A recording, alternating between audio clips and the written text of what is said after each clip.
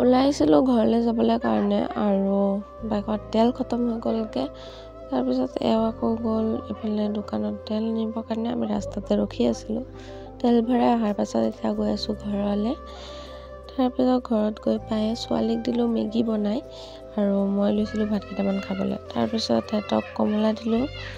মায়ে এইফালে ভাজি আছিলে মূলা আলু আৰু ছোৱালী অকণমান খেলিলে ইয়াতে। তাৰপিছত তাইক হাত ভৰি ধুৱাই দিলোঁ আৰু এতিয়া একেবাৰে সন্ধিয়া হৈ গ'লগৈ। ঘৰলৈ যাবলৈ ওলালোঁ মনচনা লৈ। তো ছোৱালীলৈ অকণমান গাখীৰ লৈ যাওঁ কাৰণ তাই গাখীৰ ভাত খায়। তো ছোৱালীক কৈ আছিলোঁ ব'ল ব'ল ঘৰলৈ যাওঁ বুলি। তাৰপিছত এতিয়া যাওঁ ঘৰত।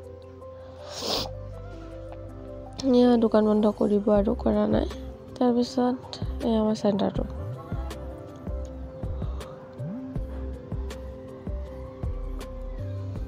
কিনো কথা কৈ থাকে। ঘৰত আহি পাই বহালোঁ ভাত। এয়া মাৰ ভাত বনাই আছোঁ।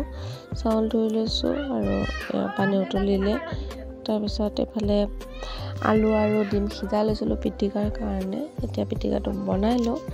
তো পিঁয়াজ কাটোতে কাৰ চকুত পানী বহুত ওলায় মানে। মই যে নোৱাৰোৱে মানে চকুটো মুদি তাৰপিছত কাটি আছোঁ। কেমেৰাটো যেন তেনেকৈ থৈ লৈছোঁ আৰু মই ভাবিছোঁ মানে তেনেকৈ কাটি লওঁ বুলি।